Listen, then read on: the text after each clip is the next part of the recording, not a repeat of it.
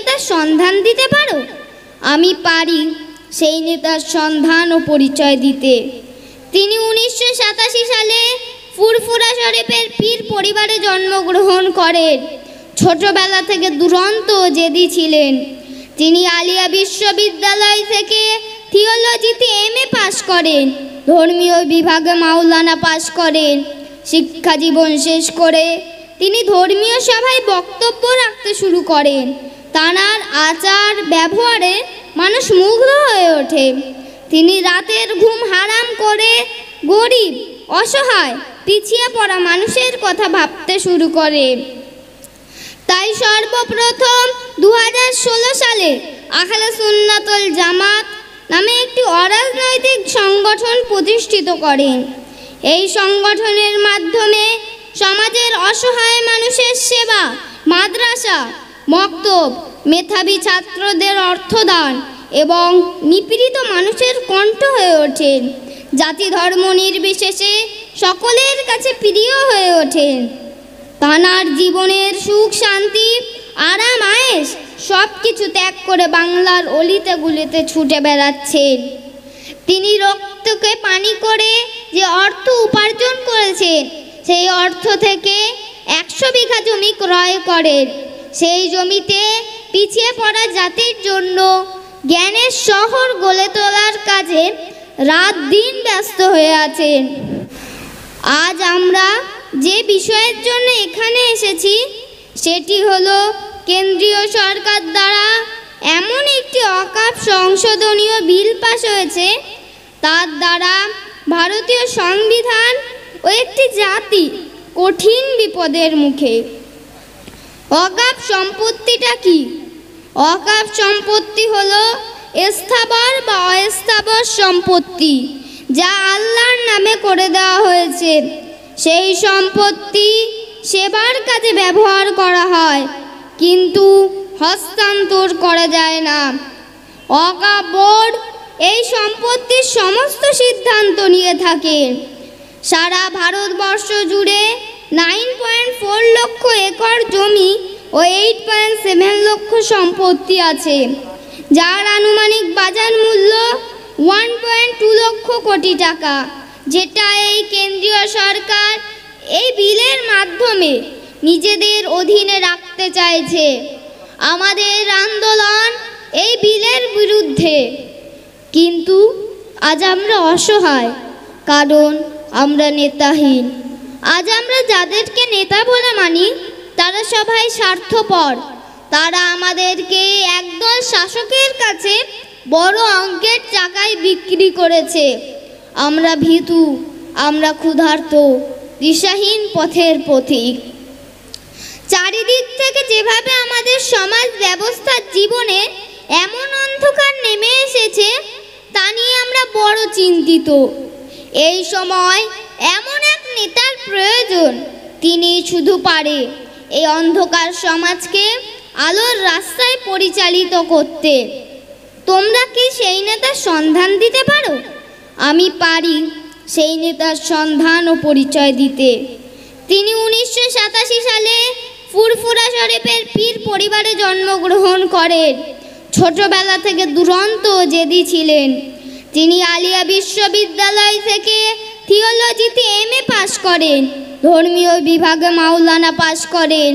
শিক্ষা জীবন শেষ করে তিনি ধর্মীয় সভায় বক্তব্য রাখতে শুরু করেন।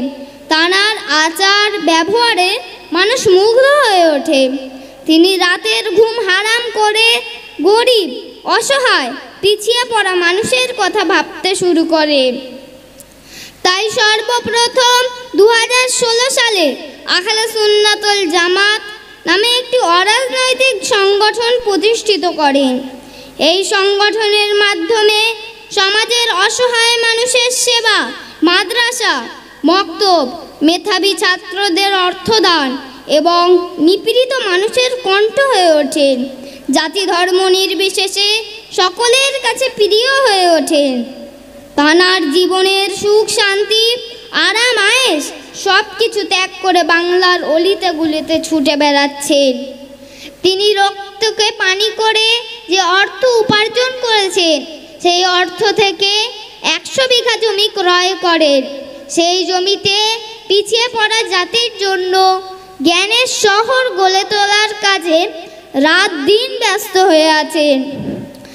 আজ আমরা যেটা বিপদের মুখে ভাবছি, তিনি সেটা আজ থেকে 10 বছর আগে অনুমান করেছিলেন। সেই সময় থেকে এই জাতিকে বাঁচাবার সব রকম চেষ্টা করে চলেছে। শেষ পর্যন্ত তানার একমাত্র ছোট ভাই নওশাদ সিদ্দিকীকে রাজনীতির ময়দানে দাঁড় করিয়েছে।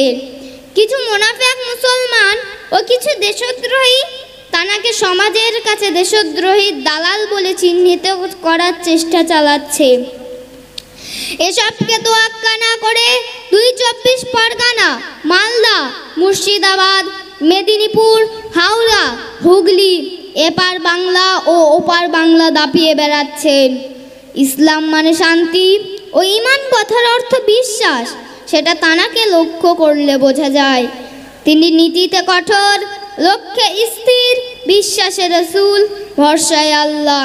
তিনি নবীর রেখে যাওয়া মানব প্রেম, ধর্মপ্রেম ও দেশপ্রেম বাংলার লক্ষ লক্ষ যুবকের হৃদয়ে ঢুকিয়ে দিয়েছেন। বর্তমান সময় একমাত্র তিনিই আছেন অত্যাচারিত শাসকের চোখে চোখ রেখে অন্যায়কে অন্যায় ও ন্যায়কে ন্যায় বলার সাহস রাখেন।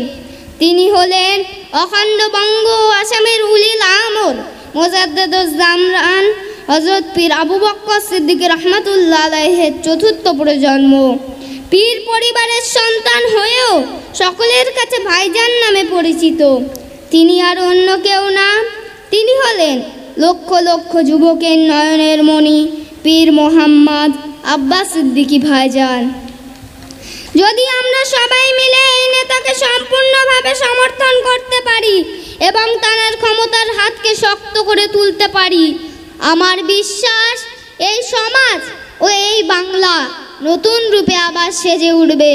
আল্লাহর কাছে দোয়া করি তিনি আমার প্রাণের প্রিয় ভাইজানের শরীর, মন ও সকল দিক থেকে সুস্থ ও সাহায্য করুক, আমিন। কবির ভাষায় শেষ করি।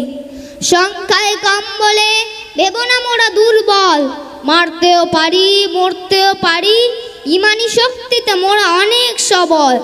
এদেশ আমার, এ রাজ্য আমার, তোমরা জেনে রাখো সংবিধানই দিয়েছে এদেশে মাথা তুলে আমাদের বাঁচার অধিকার। জয় হিন্দ।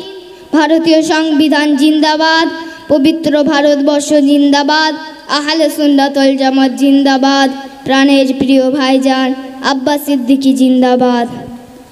বাংলায় কিছু একটা চলছে, এই বাংলায় কিছু একটা হচ্ছে, দফায় দফায় উত্তপ্ত গোটা। সেই বাংলার খবরে চোখ রাখবো আমরা।